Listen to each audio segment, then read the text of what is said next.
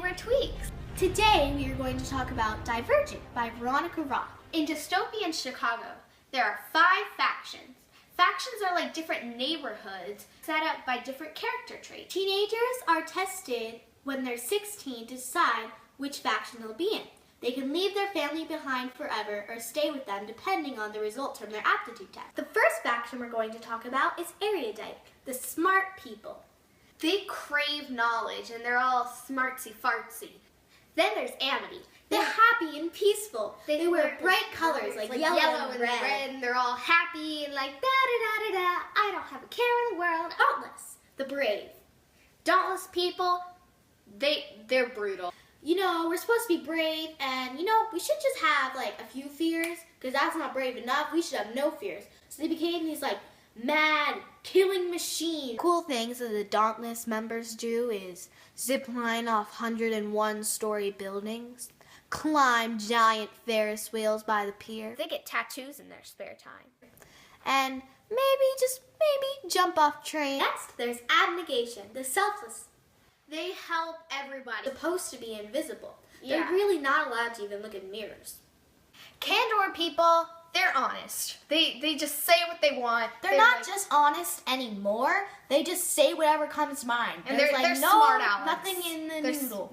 Last but not least, there's the factionless. They're people who failed their aptitude test or got kicked out of their faction. They do the jobs no one wants to do. I think I'd probably be in Candor and Amity. Candor because I physically cannot lie. My face gets in a weird position. I smile and laugh hysterically. And my ears turn bright red. And then probably Amity, just because I'm a very happy and optimistic person in my mind, and I'm not sad a lot. Can only pick one. Probably Candor.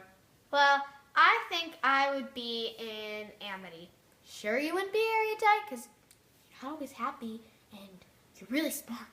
Like, really, really smart. Plus you like blue. Thank you. I do like blue. And maybe I would be an erudite. You can only pick one. Tris Pryor is a 16-year-old girl from abnegation. But when Tris takes her aptitude test, she finds out that she's divergent. Which means that you don't just fit into one faction. You have multiple different traits. It sounds like a good thing, but they want everyone to be perfect. So they try to kill off the divergent. You may be wondering, is there a love story? Well, yes, there is. Tris falls in love with her instructor, 4. The character 4 looks tough and mean on the outside, but he's actually really nice. The Divergent series is a trilogy, just like the Hunger Games. Do you think it's better than the Hunger Games?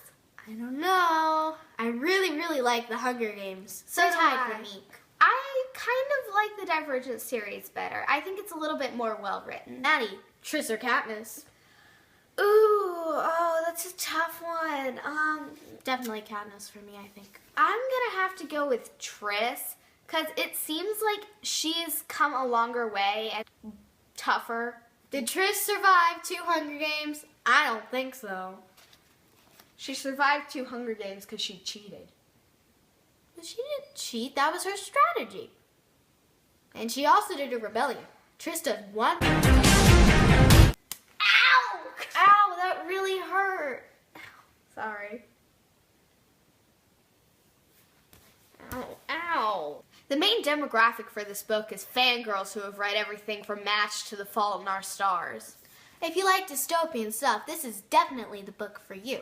But I would suggest like a turning up rating. Yeah. BTW, I read the book in one sitting. It's just that good. I personally think you should read the trilogy before you go see the movie.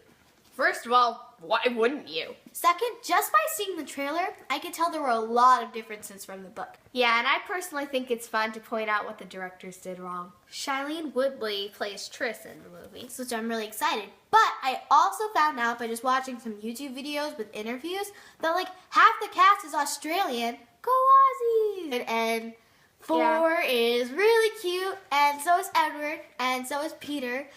Molly is not how I pictured her at all, and Al is exactly how I pictured him. The book is definitely Tweeks approved, and you should really read it and go see the movie, but read this first. Until next time!